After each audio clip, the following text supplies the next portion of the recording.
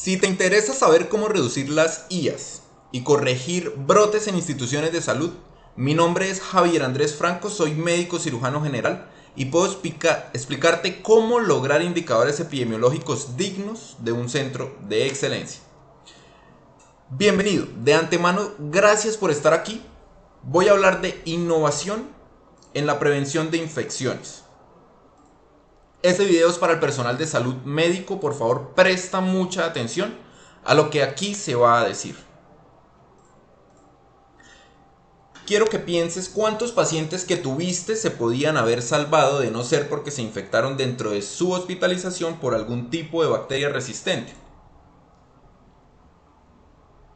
Personalmente, desde finales del 2018, a raíz de una experiencia personal con las IAs, he dedicado parte de estos años a encontrar información útil que pudiera generar un cambio positivo en este problema que no debería ser normal.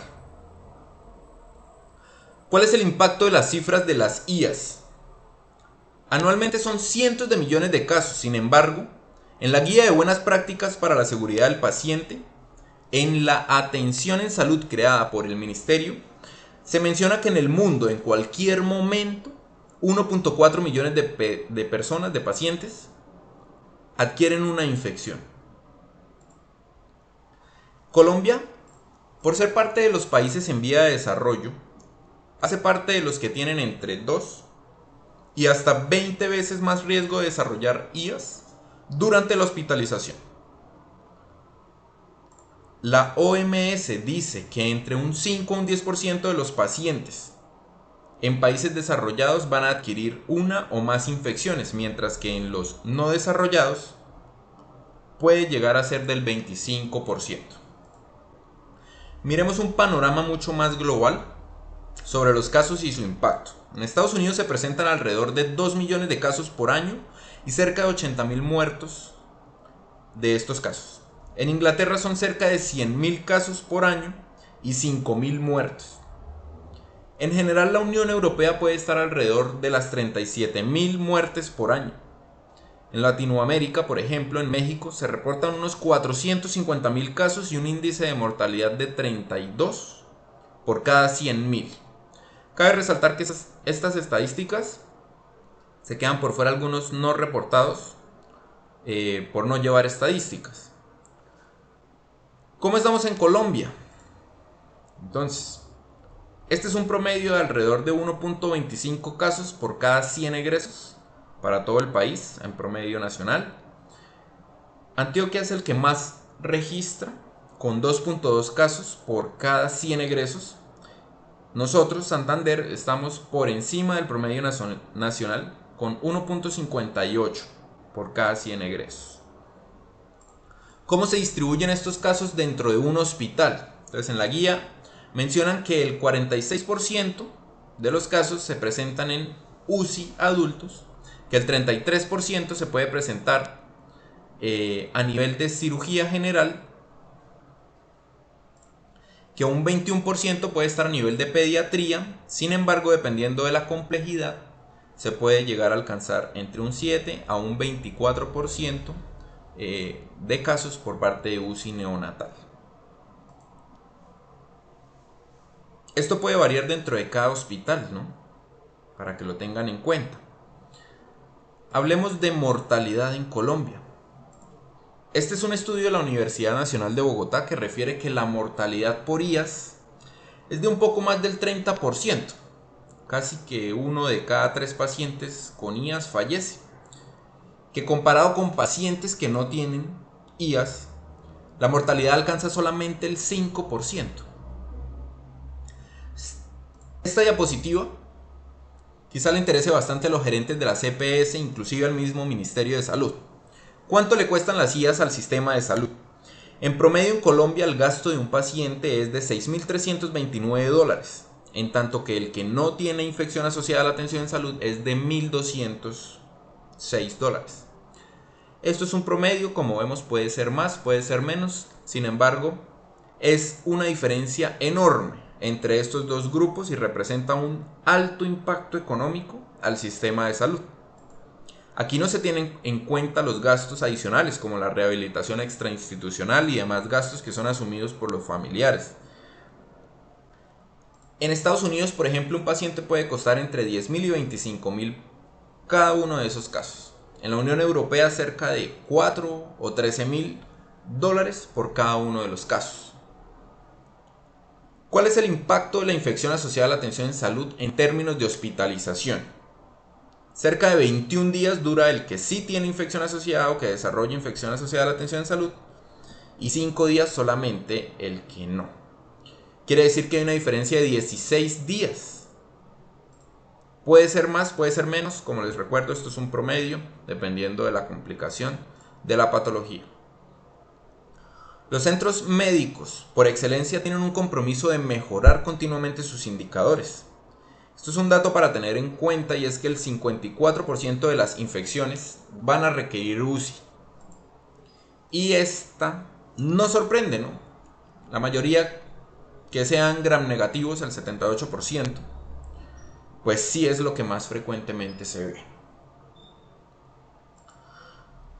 Recuerdan que la guía de MinSalud, el porcentaje de las IAs por departamento era diferente a esta diapositiva. Aquí el 63% de las IAs provienen de pacientes de cirugía general.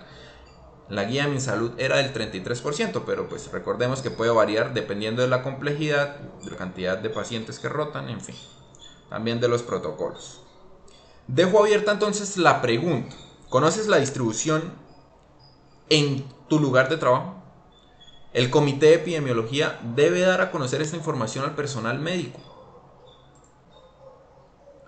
Bueno, ya orientándonos a nuestro tema de interés, el Ministerio de Protección Social en esta guía de seguridad del paciente habla de procesos asistenciales seguros, donde se debe optimizar el lavado y desinfección de áreas críticas. No sé si lo saben, pero desde el siglo XVIII, cuando fue inventado el hipoclorito, no es mucho lo que ha cambiado en desinfección. Antes se llamaba agua de jabel, ahora se llama hipoclorito. De pronto puede ser una diferencia notable, pero los procesos no mucho han cambiado. Esto es para reflexionar. ¿Qué están haciendo para reducir las IAs en tu lugar de trabajo? ¿Hace cuánto siguen con los mismos indicadores? ¿Se cumplen los protocolos de desinfección de dispositivos médicos y de superficies? ¿Qué tan adherente eres a los protocolos como personal de salud? ¿Crees que el hipoclorito es tan eficaz como piensas?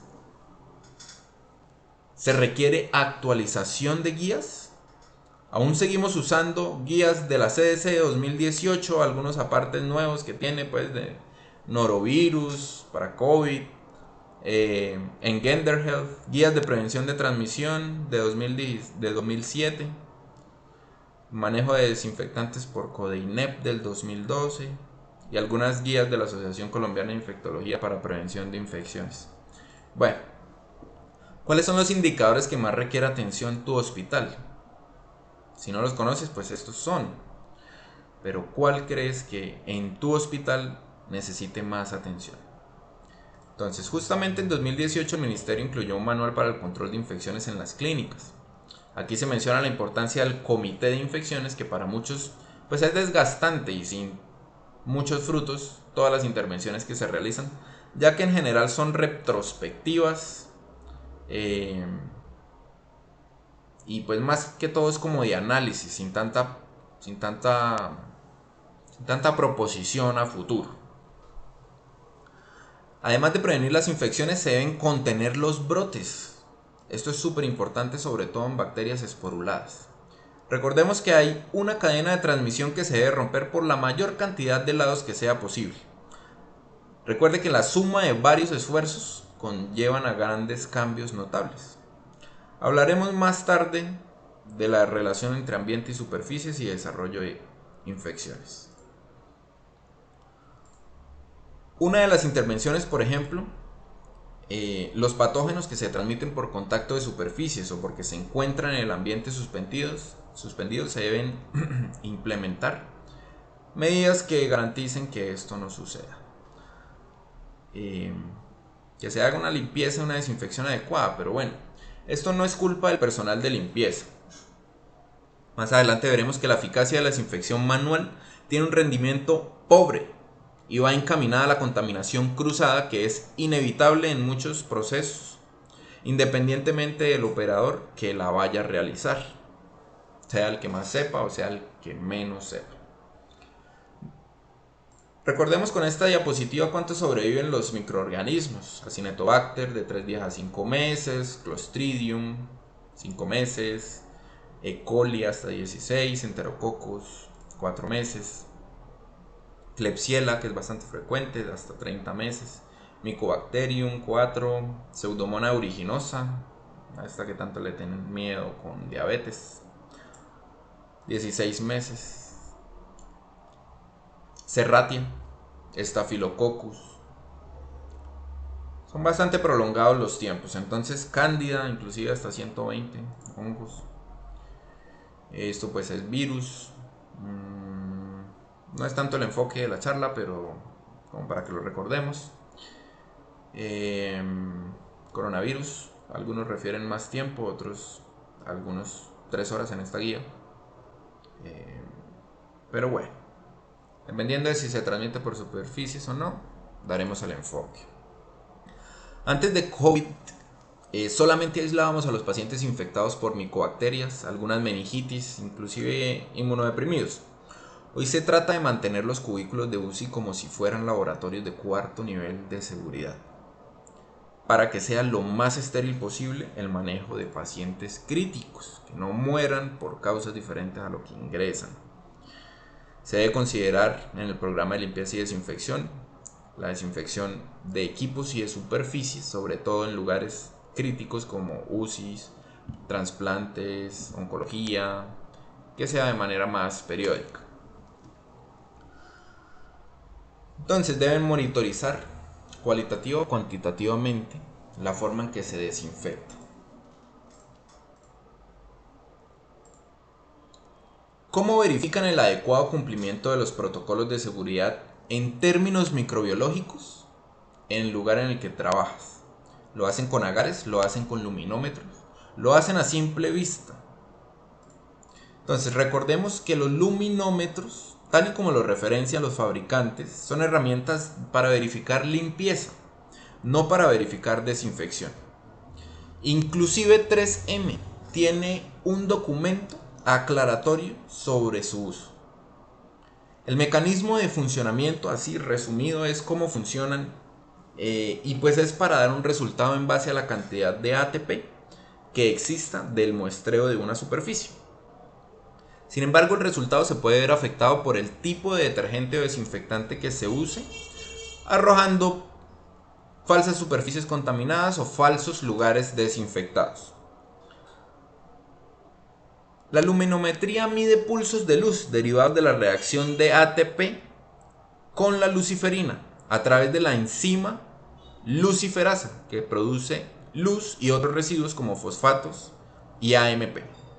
Algunos desinfectantes como el ácido cítrico, la esporicina, evitan que se genere el pulso de luz no porque no exista ATP, sino porque interfieren en la reacción enzimática.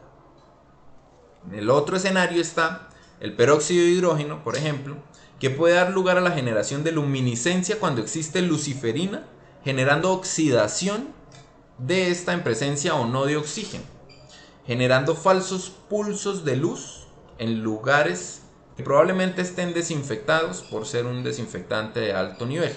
Incluso se pueden generar mayores unidades relativas de luz. Sí, así es como se miden unidades relativas de luz, generando una falsa impresión de contaminación biológica. Eso no tiene pues realmente lógica. En resumen, los luminómetros no son el mecanismo idóneo para conocer la carga microbiológica después de realizar desinfección. Vean cómo entre marcas varían las unidades relativas de luz entre detergentes.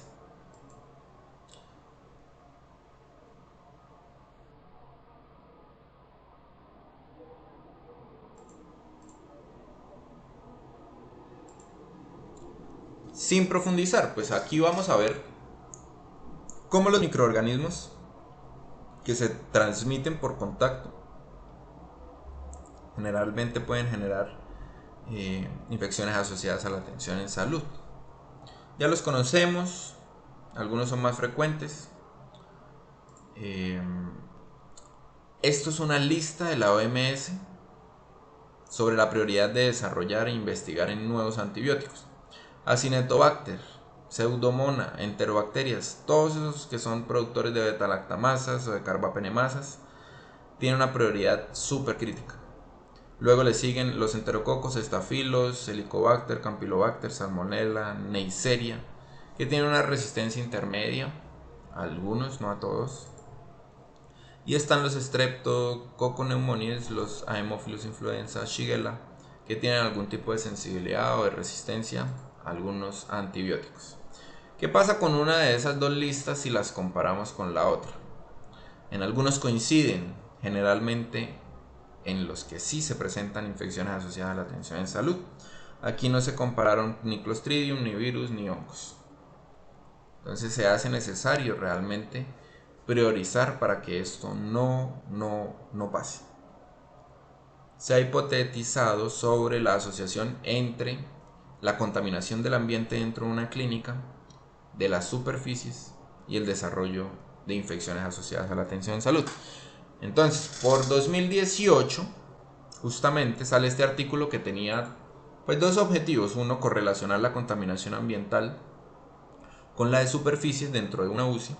Y el objetivo número 2, definir si existía asociación entre la contaminación del ambiente y el desarrollo de infecciones asociadas a la atención en salud. Se utilizaron entonces un muestreo de los sitios de contacto cerca del paciente, del aire, para estafilococos. Se utilizaron láminas, se utilizaron placas de sedimentación para un muestreo pasivo de aire y un muestreo con esta herramienta que es un muestreador de hendidura para el muestreo activo de aire y pues el de las superficies. Entonces, lo que se quería demostrar era que equivale al muestreo de una superficie indirecto al muestreo del ambiente y que si ese muestreo está relacionado con el desarrollo de infecciones asociadas a la atención en salud y que a su vez pudiéramos decir que un ambiente contaminado puede generar infecciones asociadas a la atención en salud si detectamos que en superficie está contaminado. Los recuentos de aire versus los recuentos de superficie fueron comparados. Los pacientes fueron monitoreados durante 10 meses para estafilococos durante su estancia en UCI. Habían unos estándares que se debían cumplir. ¿Y qué pasó? ¿Cuál fue el resultado? Entonces, el muestreo de superficies, el porcentaje que no cumplía era del 47%. Del aire pasivo, es decir, lo que se depositaba sobre las láminas, la mitad no cumplía. Y el aire activo, por muestreo de hendidura, el 37%, un poco más de 1 de cada 3, tampoco cumplía. Esta gráfica es súper importante. Relaciona el aire activo y el aire pasivo y su relación en la contaminación entre uno y otro. En la medida en que se mueve el uno, se mueve el otro, si hay una relación. Y una gráfica vale más que 1000 palabras. Esto quiere decir que la contaminación de las superficies de la cama estaba en relación con la cantidad de infecciones asociadas por estafilo. Como ven, mientras se mueve la contaminación de superficies, se mueve la curva también de infecciones adquiridas por este patógeno que fue analizado, que fue el Staphylococcus aureus, tanto meticilino sensible como resistente. ¿Qué se puede inferir? Entonces, el muestreo pasivo de aire proporciona datos cuantitativos análogos o similares a los obtenidos por superficies. Las placas de sedimentación, es decir, de aire pasivo, podrían servir como un sustituto para la detección ambiental de rutina y determinar el riesgo de infección en UCI.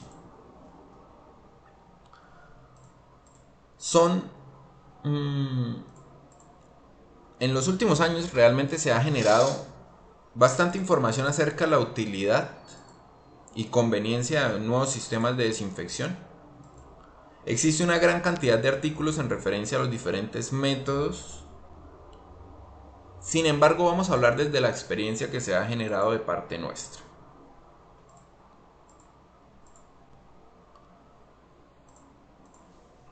Hoy quiero hablar de seguridad.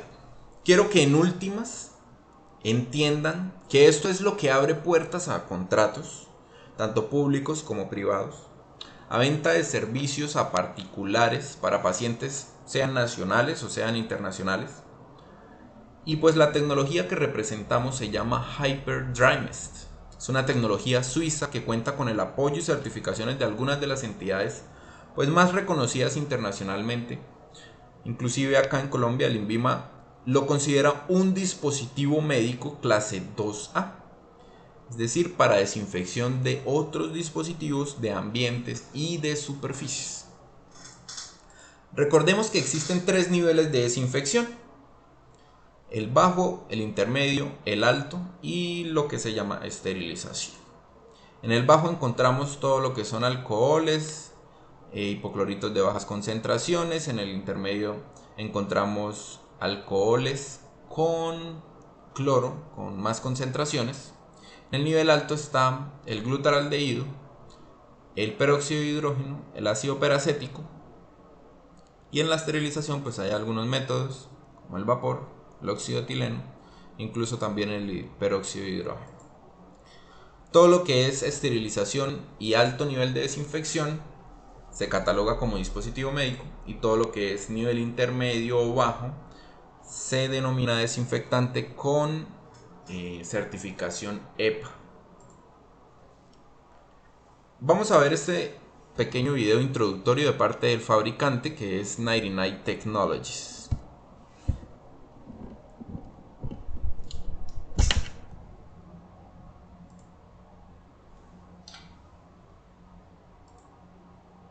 En Europa, las infecciones asociadas a la atención en salud afectan a cerca del 8% de los pacientes cada año, y las superficies contaminadas se han convertido en una forma de transmisión importante. 4 millones de personas se ven afectadas, acumulando cerca de 16 millones de días extra de hospitalización y 7 billones de euros representados en costos adicionales. La solución es la desinfección mediante la innovadora tecnología de no contacto de 99 Technologies. ¿Cómo funciona? La solución desinfectante es micronebulizada y es convertida en HyperDrymest, una niebla fina de microgotas. El peróxido de hidrógeno coopera a la innovadora fórmula desinfectante de 99 Technologies, atacando cada microorganismo en el ambiente, asegurando una mejor desinfección y una eficiencia mayor a los métodos tradicionales. ¿En dónde puede ser aplicada esta tecnología? El sistema 99 Technologies es muy fácil de usar, económico y verdaderamente eficaz. Sus propiedades hacen de 99 Technologies una opción óptima para usarse en diferentes espacios, ambientes de hospitales, lugares de recreación, transportes, industria de alimentos y humanitarios. Adicionalmente, esta tecnología cuenta con certificaciones ISO 9001, 13485 como productora de dispositivos médicos con estándares de alta calidad a nivel nacional e internacional. 99 Technologies es tu compañero en desinfección de no contacto.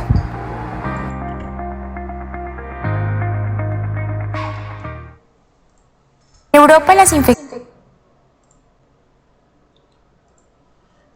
Entonces, vamos a hablar un poco del sistema y del proceso de desinfección. Todo aseo terminal se compone de una limpieza mecánica, que es la remoción del mugre, de la materia orgánica, y la desinfección, que es la remoción de todo microorganismo, de eliminación de microorganismos, de carga microbiológica. El proceso de desinfección que presentamos tiene 3 fases. Más adelante vamos a ver un video más explicativo. La primera fase es de micronebulización, la segunda fase es de contacto y la tercera fase es de aireación. En cada uno intervienen pues diferentes moléculas. Esta es la solución que se utiliza. Contiene peróxido de hidrógeno, contiene iones positivos de plata y pues coformulantes que lo hacen estabilizado. Es un desinfectante de alto nivel. Como les dije, el proceso se llama micronebulización y es por el tamaño de las moléculas que se generan que se llama así. Esta que vemos aquí es una gota de lluvia y hacia la izquierda van disminuyendo dependiendo del tamaño que se genere hasta llegar a una niebla de alrededor de 10 micras. El umbral del ojo humano es de 40. Ni siquiera por aquí se ubica nuestra tecnología, es tan pequeña que no se ve. ¿Cuál es el beneficio de que no se vea? Que el tamaño, por ser tan pequeño, no genera residuo. Aquí lo vemos en comparación con moléculas más conocidas, por ejemplo, una partícula de polvo, un glóbulo rojo, un bacilo, incluso un coronavirus. ¿En dónde nos ubicamos? Entre un coronavirus y un bacilo, entre 0.3 y 0.5 micras. Generalmente de 7 micras hacia arriba tienden a dejar residuo, es decir, que se acumulan, que pueden generar corrosión dentro de algún equipo, de alguna superficie. Existen diferentes métodos de desinfección, los métodos manuales y los métodos semiautomáticos o automáticos. Cada uno tiene pues algunas restricciones. Todo lo que es desinfección manual pues es dependiente de operador, puede generar humedad, son tiempos muy prolongados, la eficacia no se puede validar entre uno y otro operador. Todo lo que es luz UV tiene una baja eficiencia y baja eficacia en sombras. Depende de la longitud de la onda, es muy complejo, bastante peligroso, tiene un costo muy elevado, no es muy viable. Lo que es ozono, bueno, eso es gas tóxico. La Comunidad Europea pues tiene solamente como 3 indicaciones de uso. Generalmente es para desinfectar agua. Es muy corrosivo, no se conoce la sustancia que se va generando de manera con una medida exacta. Todo lo que es vaporización y nebulización, por ejemplo, de ácidos, hay algunos equipos que generalmente eran los iniciales de este tipo de tecnología. Terminan siendo muy corrosivos, fórmulas no estabilizadas, tiempos muy largos que requieren también procesos de limpieza de superficies. Y está aquí Hyper Dry Mist, que no es tóxico, no es corrosivo, no genera humedad, tiempos muy cortos, es costo efectivo. Vamos a mirar este video explicativo sobre cómo funciona, cómo se realiza un proceso muy puntual de desinfección. A continuación, podemos observar la simulación de la ejecución de un protocolo de desinfección utilizando la máquina micronebulizadora de 99 Technologies, la cual utiliza una solución desinfectante 99S compuesta por peróxido de hidrógeno, cationes de plata, entre otros coformulantes que permiten la desinfección de alto nivel, segura y eficaz. El proceso consta de 3 fases. La primera fase es de micronebulización de todo el área. Cada una de las partículas tiene un tamaño de 0.5 micras o micrómetros, las cuales se comportan como un gas. Por su composición y tamaño no dejan humedad ni residuos y se distribuye de manera uniforme penetrando superficies y llegando a todos los rincones difíciles de alcanzar. La tecnología Hyper Dry Mist permite alcanzar superficies que manualmente llevarían tiempos prolongados o múltiples trabajadores expuestos a químicos nocivos para la salud. La segunda fase de contacto elimina bacterias como los estreptococos, pseudomonas, enterobacterias, micobacterias, virus encapsulados y no encapsulados, así como hongos, esporas y biofilms. La reducción logarítmica de la carga microbiológica depende del protocolo utilizado por metro cúbico y su efectividad es mayor al 99.9%. La tercera fase es la fase de aireación. Permite eliminar los malos olores sin dejar residuos tóxicos en el ambiente o en las superficies. Se realiza posteriormente retiro de la máquina, la cual es una tecnología innovadora y segura en la prevención de infecciones.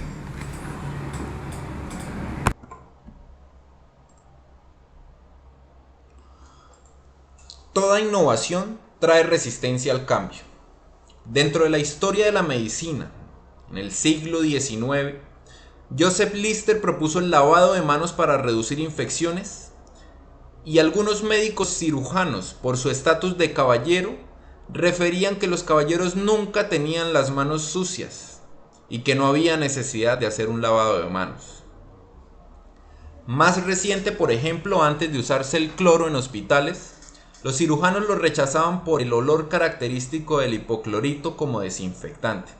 Sin embargo, hemos avanzado y ahora tomamos decisiones en base a la evidencia disponible, tanto de eficacia como de seguridad.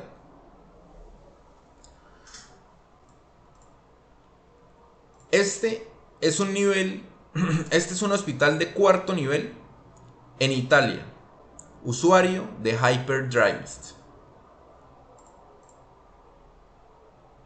Vamos a hablar de la calidad y seguridad de desinfección con peróxido de hidrógeno en un ambiente crítico en un hospital de cuarto nivel en Italia. Como vemos, aquí lo he encontrado en terapia intensiva neonatal. Vemos cargas microbiológicas después de realizar limpieza y desinfección convencional. Cómo quedan, por ejemplo, la incubadora con 1000 unidades formadoras de colonias, la mesa de una pañalera con 1000 unidades formadoras de colonias similares, iguales de contaminadas. Pues la incubadora tiene lógica porque incuba todo lo que esté vivo. Un banco de trabajo dentro de terapia neonatal, lavamanos, grifos, y después de usar un ciclo de Hyperdrymist, la tendencia es a cero, a ser indetectable. En hematología, aquí pues la limpieza y la desinfección es mucho más, se enfatiza mucho más, pero siguen estando contaminados algunos lugares, aunque en menos medidas mucho menores. Por ejemplo, el lavamanos muy contaminado en pacientes que requieren un grado de asepsia donde van a estar recluidos muy alto. Y después de desinfección de alto nivel con Hyperdrymist, cargas microbiológicas de cero.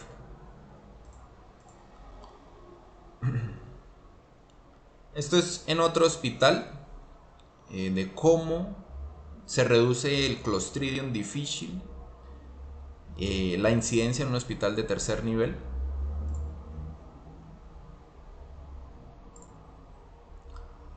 Esta gráfica es muy importante, inclusive por este trabajo.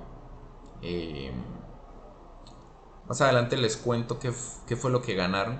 Un premio internacional en ICPIC en Barcelona, en una presentación de cómo reducir infecciones asociadas a la atención en salud.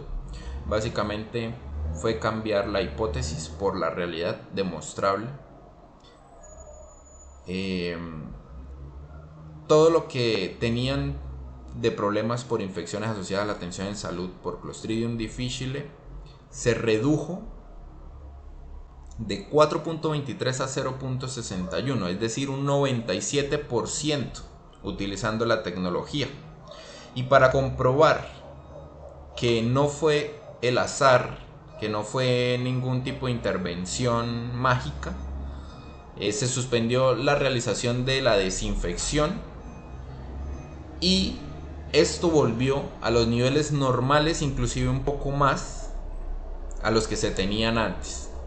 Entonces, como vemos, hay una intervención eficaz en la reducción de infecciones asociadas a la atención en salud en bacterias difíciles de eliminar, como un Clostridium, que es una bacteria en forma de espora, que los desinfectantes son pues bastante complicados a la hora de elegir uno que sea eficaz.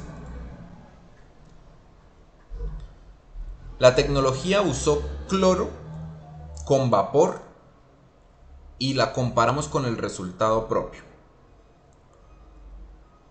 Se utilizó un luminómetro sorprendentemente como para ver qué pasaba.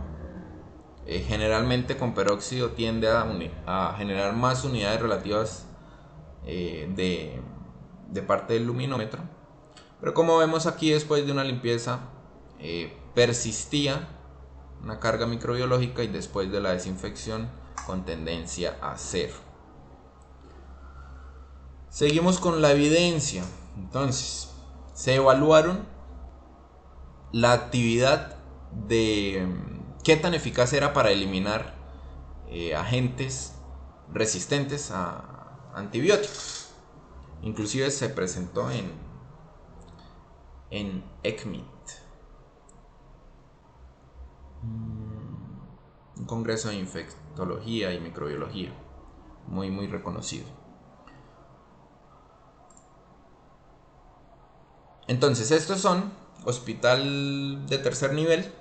Se compararon habitaciones, salas de cirugía, antes y después de usar cloro, inclusive vapor, y después del uso de tecnología de desinfección de alto nivel. Como vemos, el más eficaz de todos sigue siendo en el que no se utiliza ningún proceso manual, porque es de no contacto. Vamos a hablar de la eficacia de este sistema de no contacto contra bacterias multidrogoresistentes en comparados con el cloro. Como vemos, las cargas microbiológicas siempre después de la limpieza son altas, muestras muy heterogéneas, y después de la desinfección de alto nivel quedan con tendencia a cero. Se puede resaltar que minimiza al más mínimo número la contaminación, inclusive en bacterias resistentes, y es muy superior a procesos convencionales, inclusive utilizando cloro. Este artículo bastante importante sobre la comparación con cloro de 2000 ppm, inclusive es el doble de lo permitido por salud y seguridad para exposición de trabajadores dentro de un ambiente con cloro. Se utilizaron 10 lugares con muy alto contacto, de 20 habitaciones dentro de un hospital, a ver qué se cultivaba y cómo, qué tanta carga microbiológica había antes y después de utilizar la tecnología. Recordemos que aquí se utilizó limpieza más cloro a 2000 ppm y desinfección de alto nivel. Como vemos, para Staphylococcus aureus meticilino resistente, siempre después de usar cloro y de limpieza normal queda contaminado, y como después de utilizar la tecnología la tendencia es a cero. Esta gráfica en todas las superficies dentro de la habitación, algunas mucho más frecuentes de ser tocadas de contacto que otras, siempre quedaban cargas microbiológicas muy altas. Por ejemplo, todo lo que es las manijas de los costados de la cama, de las barandas, y se puede solucionar, se puede corregir con desinfección de alto nivel.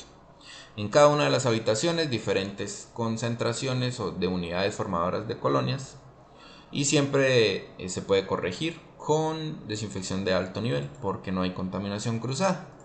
Se utilizaron otro tipo de bacterias, por ejemplo Acinetobacter baumannii, multidrogoresistente con cargas muy altas, sobre todo en el piso, y que se pueden corregir con un solo ciclo con el protocolo inclusive más sencillo de 1 mililitro por metro cúbico. Cada una de las habitaciones con diferentes patógenos, Pseudomonas aeruginosa, multidrogoresistente, cargas microbiológicas en cero después.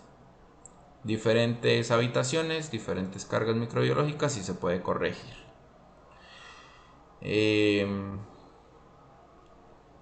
Klebsiella pneumoniae, productora de carbapenemasas. Acinetobacter baumannii, todo esto se puede corregir. Como vemos, no es eficaz, es muy limitado el desempeño de un trabajador haciendo desinfección manual. Klebsiella pneumoniae también en otras habitaciones. Y siempre se repite este patrón, con tendencia a generar desinfección total.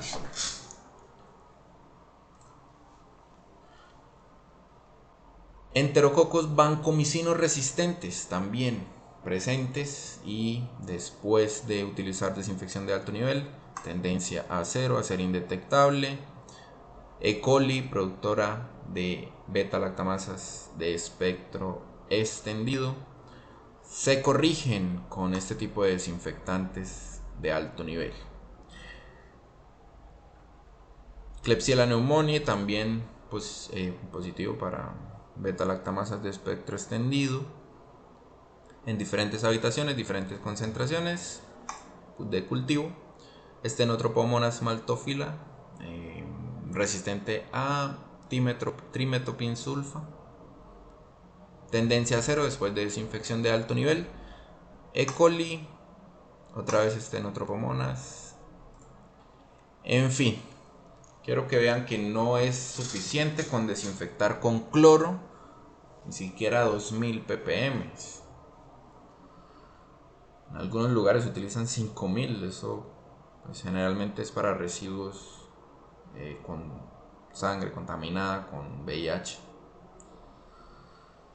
Seguimos con la evidencia. Entonces, todo lo que vean pues en gris es antes de la desinfección, y todo lo que vean en azul es después de la desinfección de alto nivel con hyperdryness. Superficies muy contaminadas en una sala de cirugía, mesas de trabajo, camillas, todo esto se puede corregir con desinfección de alto nivel.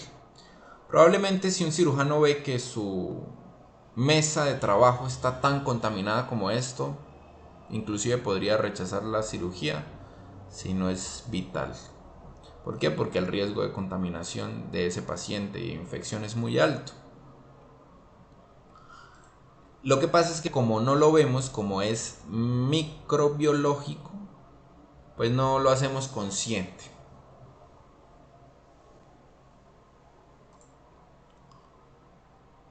¿Se imaginan que los números fueran visibles? Que esto se pudiera leer en vivo, que cambiara en la medida en que pasan los segundos o los minutos del día. Desafortunadamente no es viable, no es posible hacer cultivos todo el momento, todo el tiempo.